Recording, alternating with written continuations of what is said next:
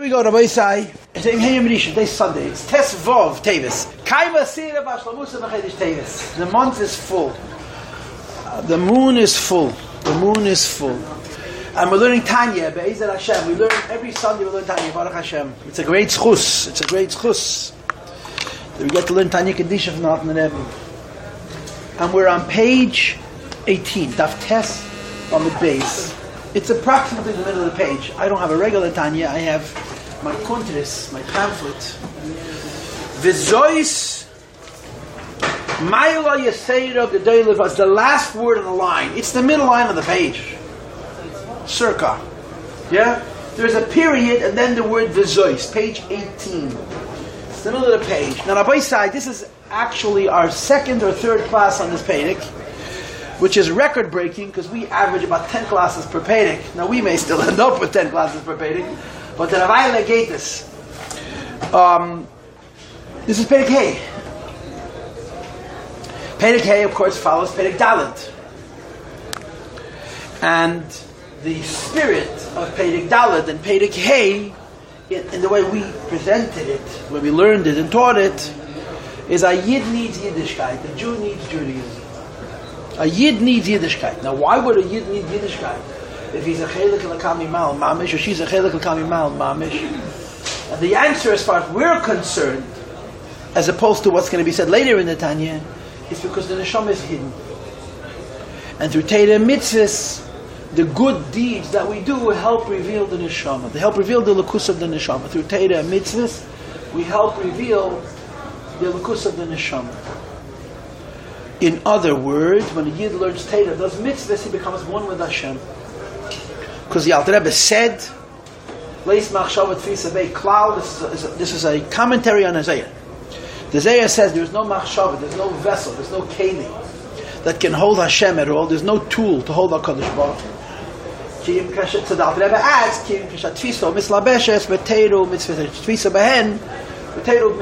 when you learn Torah, do mitzvahs. In mitzvahs there's Hashem. In Torah there's Hashem. Now the way this conversation develops is that initially there is a special emphasis on not distinguishing between mitzvahs and Torah. When you read Perek Dalet, you read chapter 4, the Alter Rebbe is dafken not separating Torah from mitzvahs.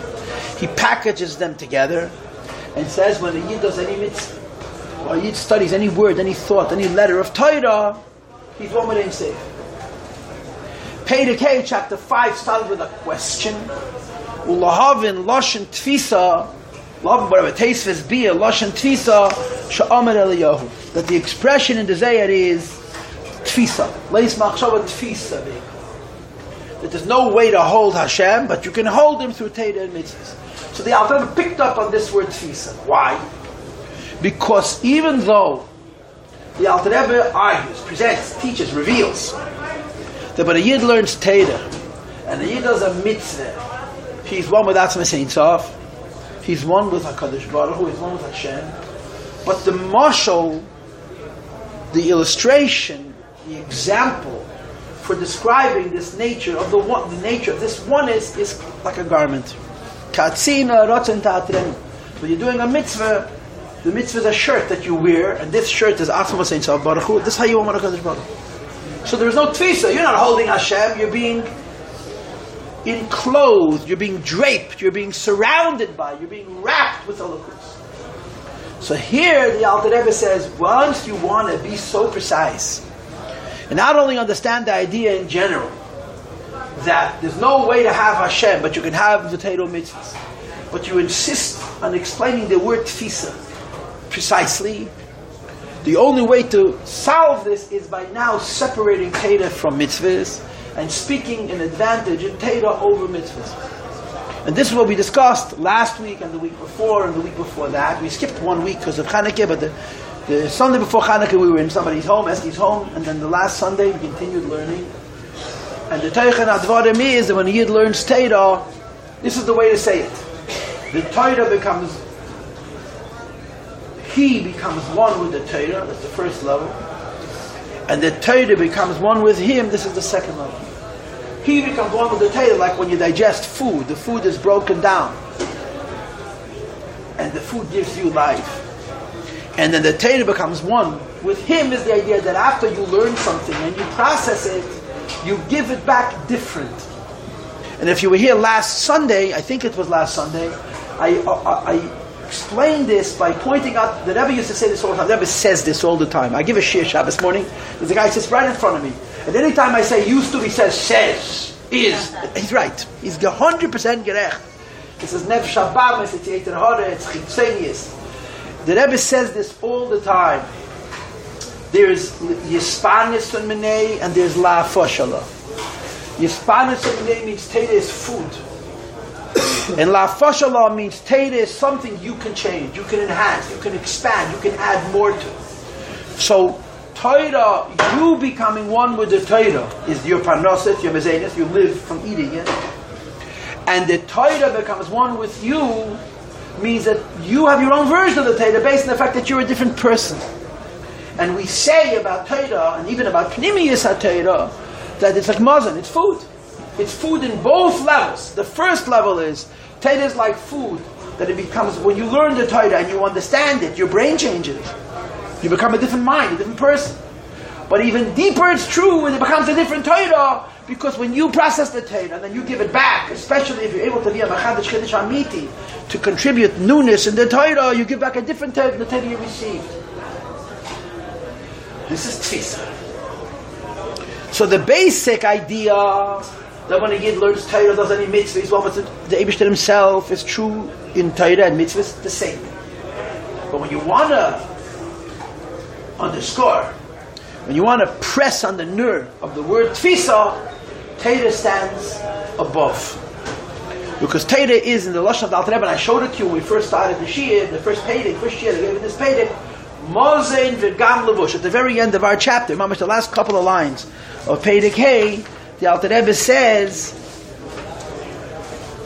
4 lines from the end of the Pedic, which is Daf Yudam Rav, V'ateirehi mozein v'gam levush. Torah is a garment like any other mitzvah, but in addition it's nourishment, it's food. And again, food, if you only have a healthy metabolism, it doesn't go in and out. Because then a person can eat and eat and eat and eat and eat and Rahman al-San be starving. You have to have that the Torah nourishes you, the Torah breaks down, becomes one with you, and then at the second level, you give something back to the Torah. This is what makes it so tif. So you have, again, one of the most quotable quotes in Tanya, that Rebbe says this all the time.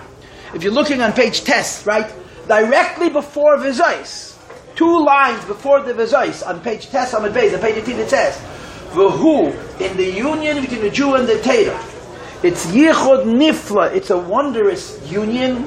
She'en yichud kamayir, there is no unity like it. But like erke, no, not in its worth, not in its measure. Nimsa, that can be found, klal at all, begashmes on a physical level. Liyais, that there should be an occasion, there should be a circumstance, there should be an inyan of lachodim yuchadim mamish, that 2 things should become one and unified. Mikol tzad v'pinah, from every side, from every corner.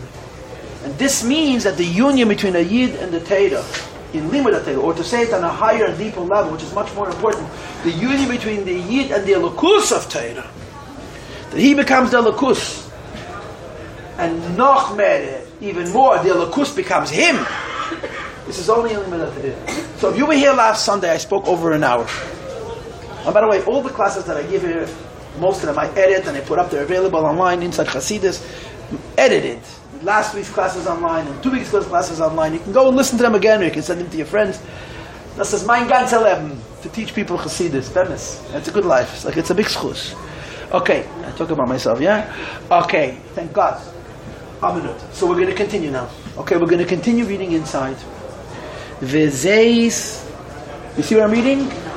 What I just said is that I repeated what took last week an hour. Spent a whole hour just explaining this one line of yichud nifla she'ein yichud kameya v'leike erke nimtza kal b'gashmias le'isachol b'chol b'mei l'kol tzad v'pina. We continue now.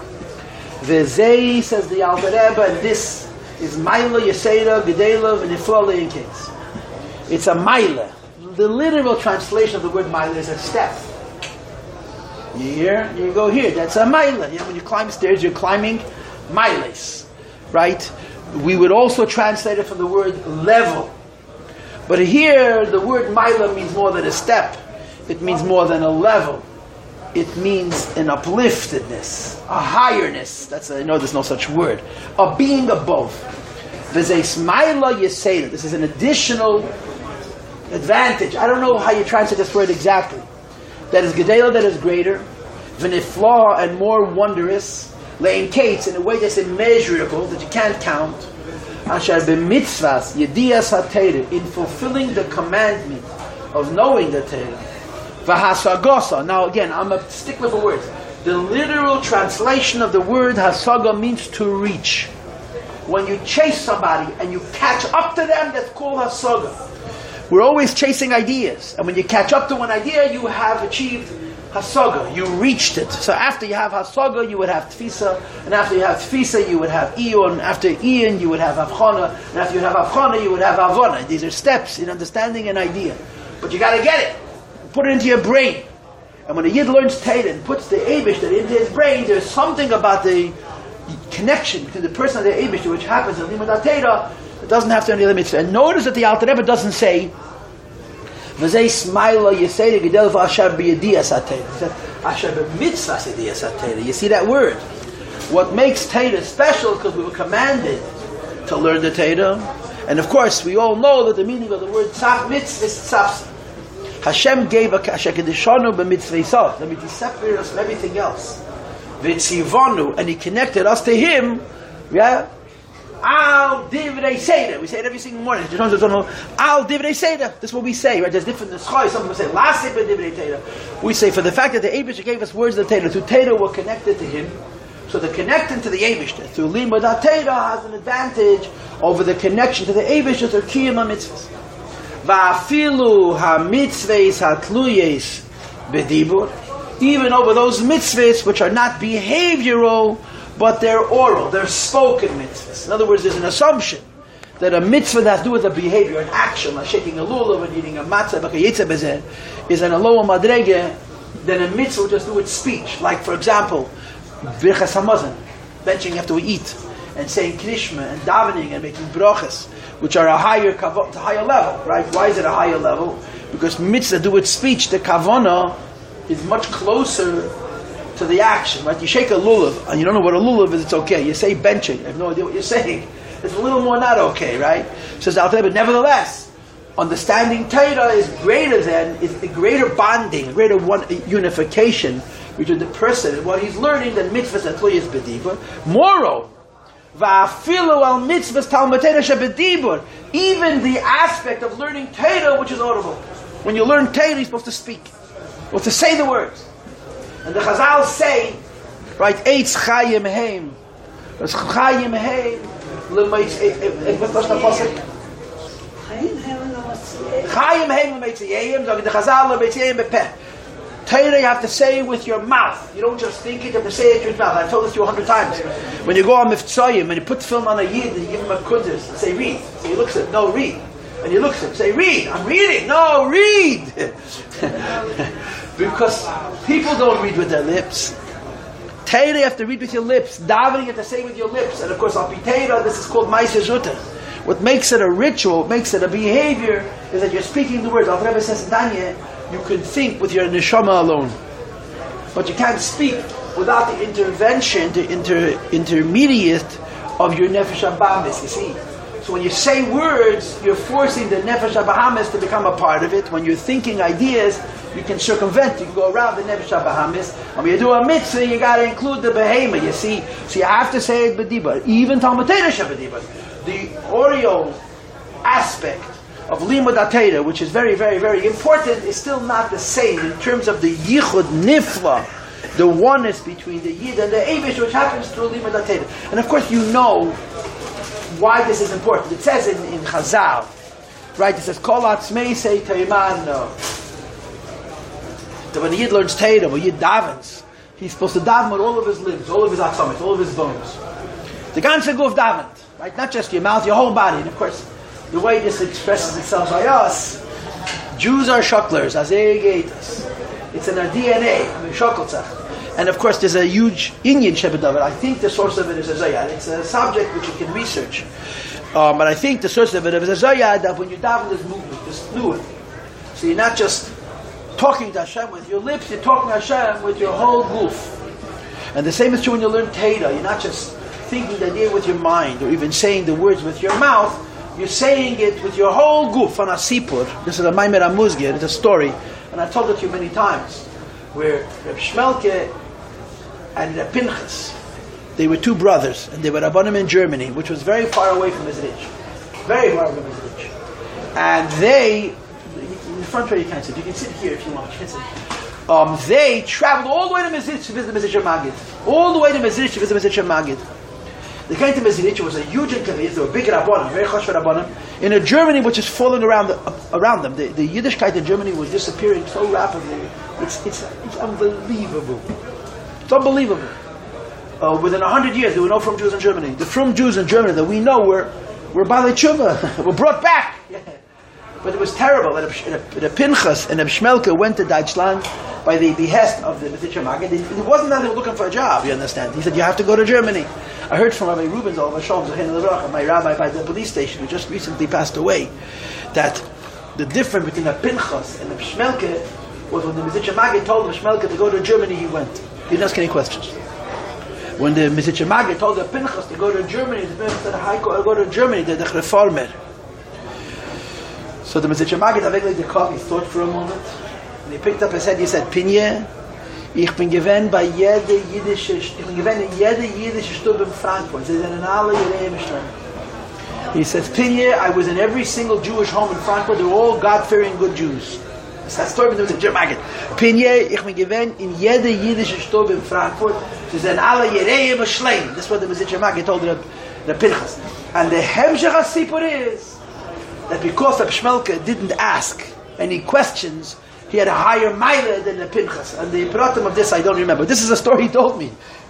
You know, I don't know if it's true, I heard it.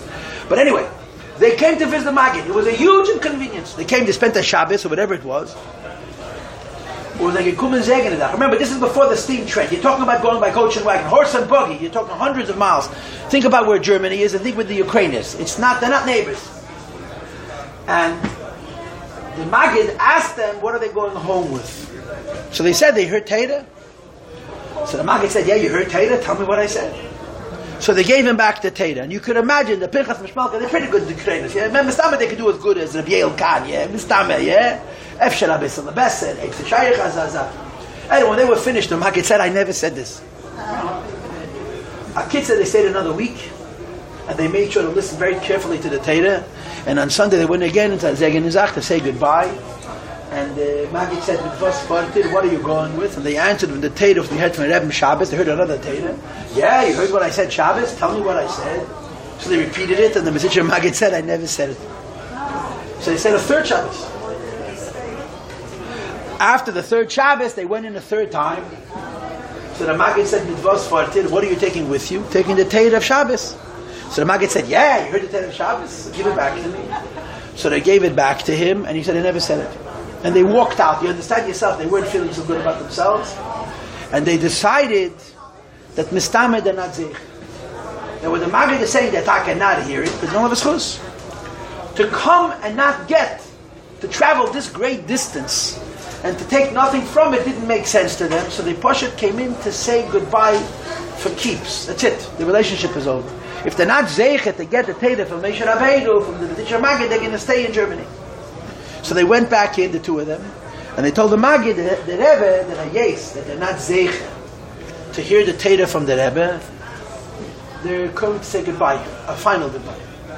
So the Magid told them, Geh zu Zalmanu Litva, go to Zalmanu. Or he used to call, what did he call him?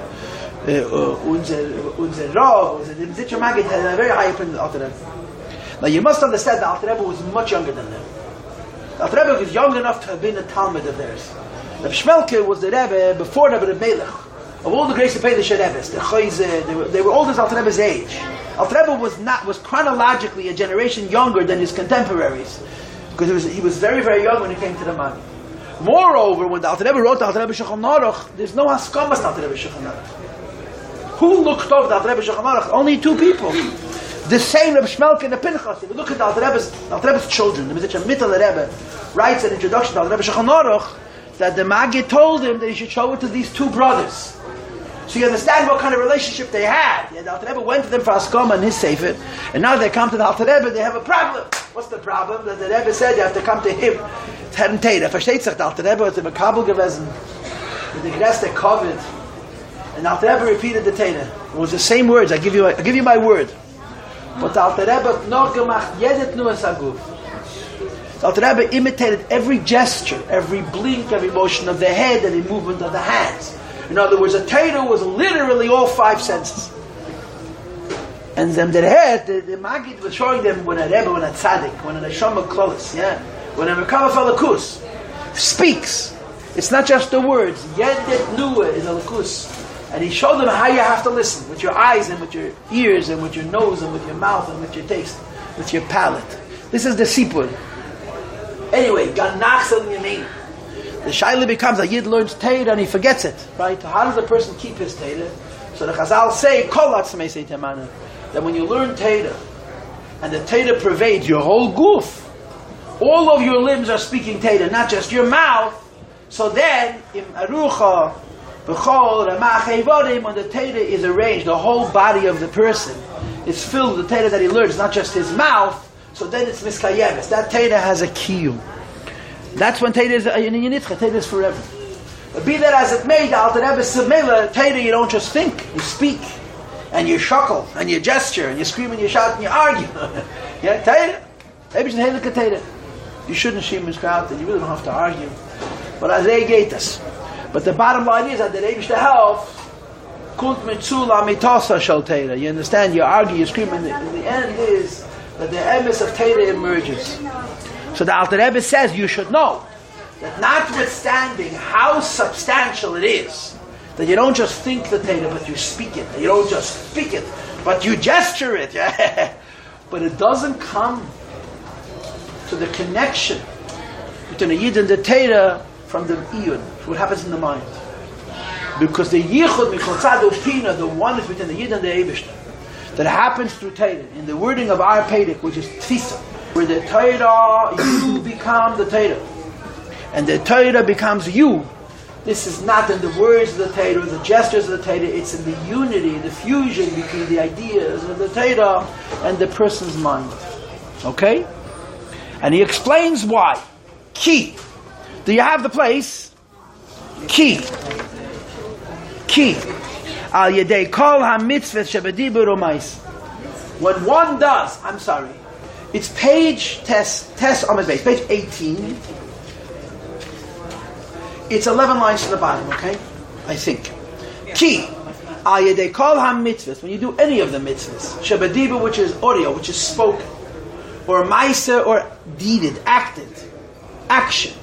So Takeh HaKadosh Baruch Hu Malbish Es HaNefesh. Hashem becomes a lavush, a garment for one's nefesh, and of course for one's guf. Umakifa Eir Havaya, and envelops her, it, with the light of Ein Seif. Mereisha Vadrag Metal the feet. The whole person is surrounded by a mitzvah when you perform a mitzvah. And I got a story that I need to tell you, and I need to tell you. So mamish, this is a distraction. This is pedagogically, this is a terrible interruption. I daven in a shul called Beit Shimshon. Of a young chavre, Baruch Hashem, and Rabbi Newman from Long Beach, California. Rabbi Yitzchak Newman, whenever he comes here, he davens with us because his Eidim is our president. Anyway, so he was yesterday in shul because his yard set for his mother. His mother passed away in 1971, almost 50 years ago. She was such a special lady, he verbrengt about her. You have no idea. But one of the things he told us was she was an American-born girl, and her father was not a Shem Shabbos. But her mother didn't change anything from Europe. Not just she was frum. She kept exactly the way it was in Europe. They had 4 children, and the other 3 unfortunately were not frum, but she had Yiddishkeit bis mitzvah nefesh. Bis mitzvah nefesh. She said, my mother couldn't get married because she wasn't get married until somebody promised her, and she was able to believe his promise that there were going to be Shem Shabbos, Neichel Kosher, and Shemim Satahara. So she said, my mother got married late because she wasn't going to marry a boy who was going to give lip service to the mitzvahs, had to be business off. And she raised 4 Yiddish Chassidish children, mamish, Chassidish children. So anyway, one of the many stories he told us was how she, obviously, she became very attached to Lubavitch. They moved to Boston, and there were two schools. There was Rabbi Soloveitchik School, which was a very orderly school and very good, and then there was the Lubavitch Kiddush. But she said, my mother had an idea how a Jew is supposed to look. And she said, my father was a businessman, he was a clean-shaven man, he wanted him to go to Maimonides. My mother said, no, this school will make Jews who look like Jews. This is what I want. I could tell you stories. I came home from shul yesterday, I sat by my table, I didn't let anybody eat, I repeated every story, I shouldn't forget it. But one of the things he told me was that one of the first mitzvahs that ever made, actually the first mitzvah that ever made, the very first, was Mitzvah Lulav. In 1953, Tafshin Dal Sukkot, the Rebbe said, he said he remember coming up from shul. In 1953, he was a boy, and his mother is walking around with a lulav and shaking people with the lulav. Then, a Yidene, by Iri gewesen, anything that made a mitzvah, he tells me he was a 13-year-old boy, and this is way before 67, way before mitzvah film was official. She heard from somebody that the Rebbe told somebody that it's a good idea to go put film on people. So he calls him. He was a bar mitzvah yingele, and go listen to this address. There's a Yid, put film on him. This is the kind of person she was. This week is her yard size. Mamish extraordinary. Mamish such a chsidish. Anyway, I'm sorry I interjected with the story, but I'm not sorry. You understand? Says the Rebbe, obedias hatera. But Torah is different. When you do a mitzvah, the mitzvah envelops you.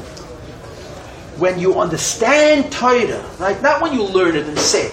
When you understand Torah, when you're toifes, when you grasp the one piece of the Eib which is Heilige Choch, is misatzim, but you're moyach, right? That you understand it. And of course, like I said to you before, one level you should understand it.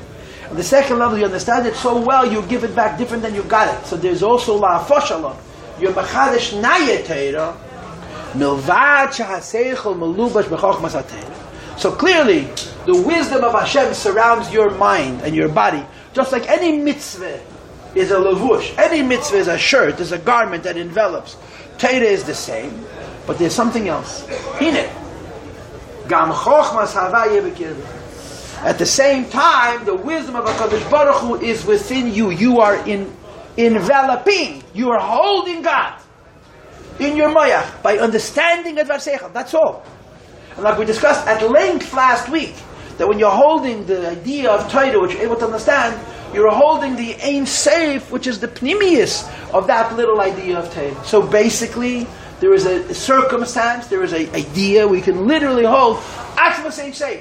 Not Hashem is holding you, you are holding Him. It is only in Torah, it's not a mitzvah.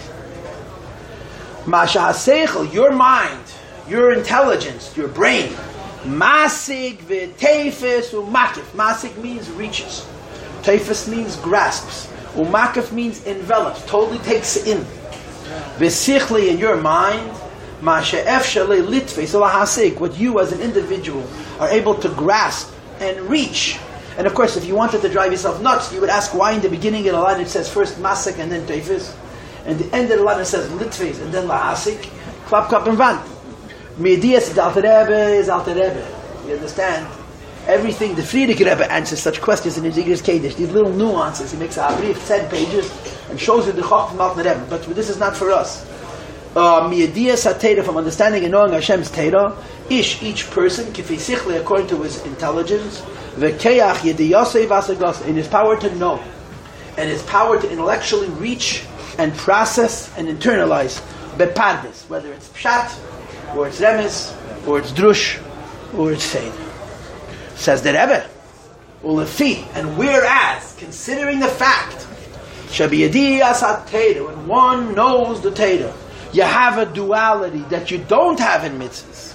Namely, HaTorah melubeshes, the Torah is enclosed within B'nefesh Adam, the soul of the person. In other words, not that the Torah is holding you only, but that you're holding the Torah as well. And again, the language in the beginning of the Perek is makif amukaf. You're surrounding and being surrounded by. And we talked about all of these ideas in the last couple of classes. We really spent time. It's taka only our third or fourth class on the Perek, but I explained each idea of this Perek, which is negei. I explained it. We did.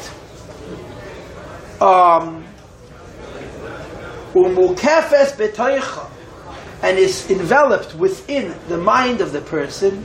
Lochein accordingly nikras b'shem lechem u'mazon hanefesh. That's why only Torah is called bread.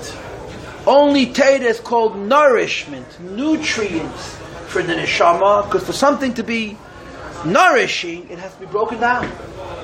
And as the expression that we used last week a number of times in the earlier part of the class, that the Rebbe always says, Nasedam ubosar kebesore, the food that you eat, if you're only healthy, and the food is only good for you, is broken down, it becomes your blood, and it becomes your flesh, like you yourself. And the same is true when the Yid studies Torah, brings Hashem into his mind through the medium of understanding Chachmasei Shel HaKadosh Baruch Hu. And we say Uva Chachmasei Echad, and inside Chachma you have Ratzon Hu, Ritzeni Echad, and so on and so forth. You're nourished by Elokus. Elokus is broken down; it becomes your fiber and fabric. It becomes your Metzias. Just like physical food, Zones Haguf, it nourishes the body. When one brings it into his internals, into his insides, and again, remember, it only is helpful if the body is able to break it down and process it. Otherwise, it's tragic. When it's transformed, that will becomes part of the blood and the flesh of the individual. And from the fusion of the human being and the food he eats, the person has life and the person continues to be. Right? There's so many levels of this. The most basic level is the food that you eat gives you energy. And on a deeper level, the food that you eat literally becomes your guf, because the body is constantly degenerating and needs to be regenerated. And the degeneration, the regeneration has to do with the food we bring into our system. Why is it not enough, the body that we have? Because we use it up. We use up the energy and we use up the material, and it breaks down. So you take new food and you bring it into you, and it gives you new energy, and it gives you literally new materials, new cells, new shtikalach guf. This is true biologically, it's true physically, and it's true spiritually. When you eat Torah, and when you understand the Torah, you know neshama, anaya metzias. Kach, the same is true. Now, top of page Yud, b'yediyas ha'Torah v'asagasa. When one knows Torah and reaches it, b'nefesh ha'adam, in the soul of the person. And I'm going to, of course, add again the brain of the person and the whole body of the person. Shalem deheitev. One studies it properly. Well, be'iyun sichle, with the appropriate measure of examination, with one's mind.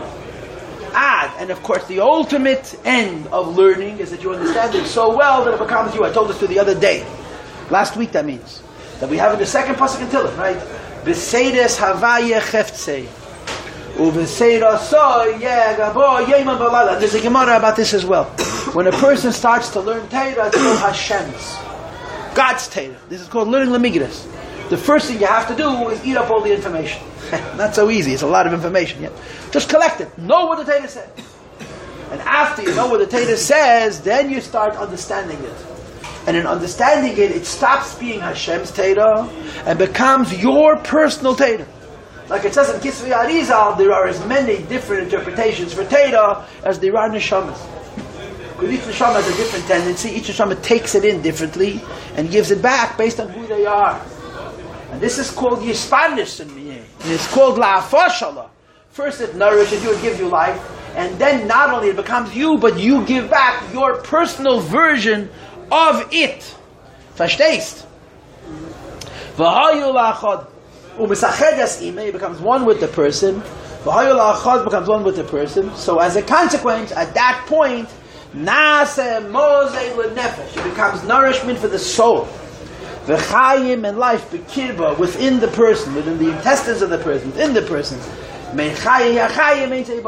Eibishter himself was Ein Seif. Because we know that Ein Seif is Hamalubish b'chachmasei v'teirasei, which is revealed within the Chachma of Hashem, the Teira of Hashem, shebekirba, which is now inside of you. Now, same true of the mitzvah, same thing.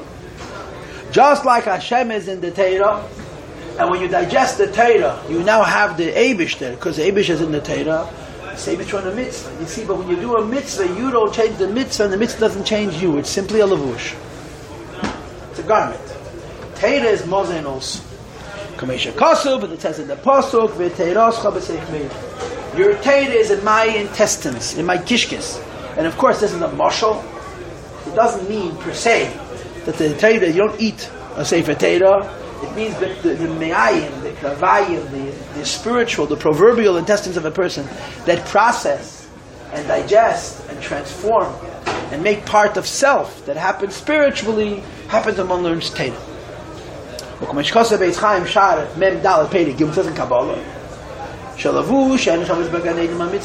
That in Gan Eden you have garments. The garments that you have in Gan Eden are the mitzvahs. Mitzvahs are, quote, only, end of quote, garments. The Torah, and the Torah is mazon. It's actual food. L'neshama, to those souls sha'osku ve'elam hazeh b'Torah lishma, who engaged in a preoccupying way. They didn't just learn it casually, but they learned it in the way of asik. It became their business in the Eibush Heilige Torah, and they did it lishma l'shem Torah. There's a lot of taiches of the word lishma, which I'm going to get to momentarily. I want to pause here. I want to make an interruption. What I'm about to say, I said already. And I'm standing here this morning thinking, I don't want to repeat it. But I'm going to repeat it. Okay, we discussed this in Perek Daled, in chapter 4.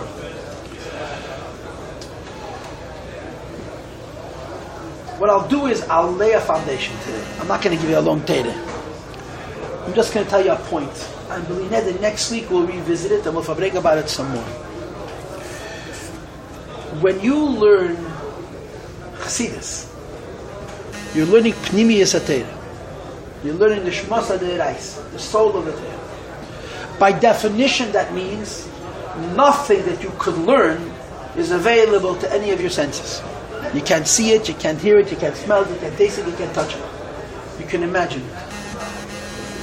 It's called Yediyas HaShlila. You know it indirectly.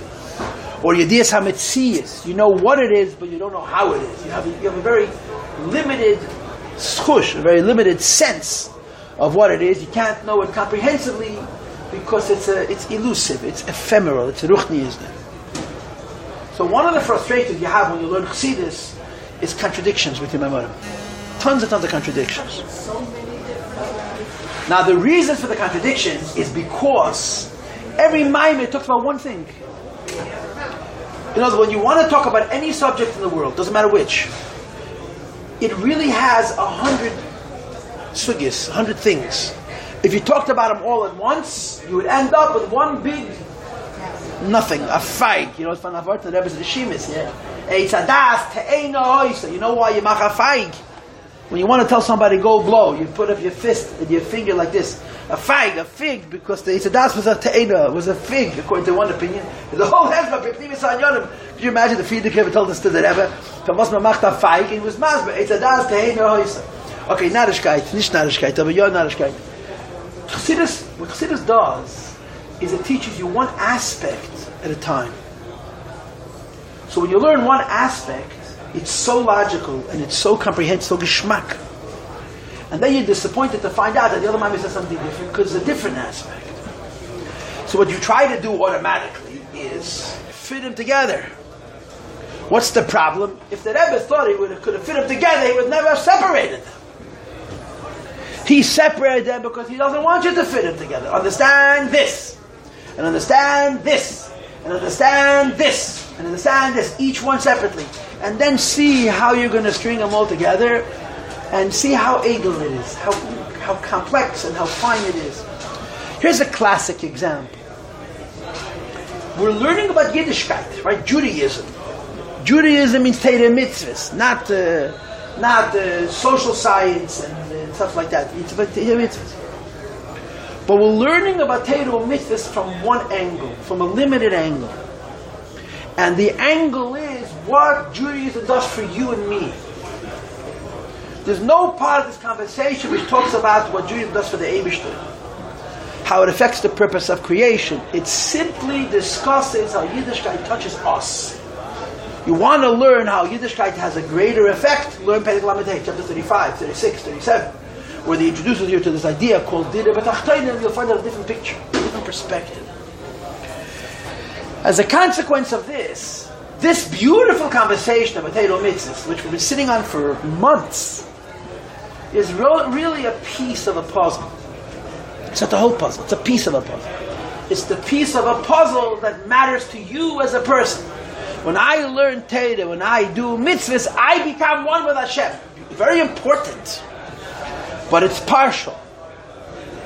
This partiality results in a much more comprehensive discussion on Torah than on mitzvahs. When you're learning these two prakim, it's a no-brainer that Torah is more important than mitzvahs. Why? What do you mean, why? When I learn Torah, I'm eating God to the extent that I can give Him back. Mitzvahs don't have those properties. But that's this particular angle. That's this particular slice. There are other slices. And when you learn those other slices, you get very different ideas. Right? Any Lubavitch in alive today knows that Kiyum mitzvahs is more important than Limud Farvos, you want to bring Mashiach, give tzedakah. Oh, you have a free minute? It's complicated. You're learning here a slice, a piece. This slice, it's not about Torah over mitzvahs, no. It's about Torah and mitzvahs as it relates to me and you. What we get, what happens to us as individuals, as people, as neshamas, through Torah and mitzvahs, and this particular slice underscores the mile of Torah over mitzvahs. But there's more. And I'm going to touch on this more next Sunday. When we talk about mitzvahs being, in quote, only, end quote, a garment, it's not so simple. There's more to it. In these two prakim, there's a simple priority. The priority is you're a Jew. You need to have Torah and mitzvahs. Why? To connect to Hashem. Yeah, but I'm already connected to Hashem. I'm a chelik elakam mimal mamish. And the answer is sure, you're a chelik mimal mamish, but you don't know it. And you're never going to find it out until you live as a Jew is supposed to live, which begins with kiyum mitzvahs and limud Torah. This is the posit. This is the position. And from this point of view, we put mitzvahs in a secondary category and Torah in a primary category. We say mitzvahs, only a garment, only a garment. Torah, you're kidding? Where we're holding now is this idea that mitzvahs are levushim, and Torah is mozen v'gam levush. But there seems to be such a leaning in the way of Torah, it's almost like mitzvahs are a distraction from the Iker Ha'in. And it's true, when you're looking at Yiddishkeit through the prism of how Yiddishkeit serves me. Now let me show you my ultimate clue. My ultimate clue. What is the Taich Torah Lishma? What is the meaning of Torah Lishma? When you ask a non-chassid what means Torah Lishma, it means just for the sake of Torah, not to become a malamed, not to become a Rosh Yeshiva, not to become a Rav. But in Chassidus, Torah Lishma means that you're learning the Torah to the Torah a favor. But that's not what it says here. Look weiter. It says the Rebbe U'kameshekasuv b'zeyar v'yakel daf reish yud. As it's written in the Zeyar and Vayakel. We are 8 lines from the top of page Yud. Ulishma haynu. You know what Lishma means here in Perek Hey of Tanya? K'dei lekasher nafshe lahavaya. To connect yourself to the Eibishter. By having a reach intellectually into the Torah. Ish kifi sichli, each one according to his mind. There's no mention of the idea of connecting Torah to Hashem and doing Torah a favor and all those exotic things. Because there is a context. The context is that when you're learning the beginning of Tanya, it speaks about how we can come closer to the Eibishter. Period. The idea that we have a mandate, that we have a shlichus, that we have a mission through our limud Torah that goes beyond us is not here. It's someplace else. And accordingly, we raise up Torah over mitzvahs. Say mitzvahs are only a garment, in quotations. And the Torah is so much more. So let's end on the cliff right here, okay? The klak hat nicht hearts. I told you, those klaks have no hearts. Which is, by the way, good. They had hearts. Oh, imagine a klak, a Yiddish mame. Keep in mind for next time to just bring in how this impacts us as women and the Torah. It'll have like a parenthesis. I don't want to do it as a parenthesis. I'll tell you what, B'li neder. When we'll finish the Perek, I'm just saying, we'll visit it. It's very important to just give a little bit of clarity.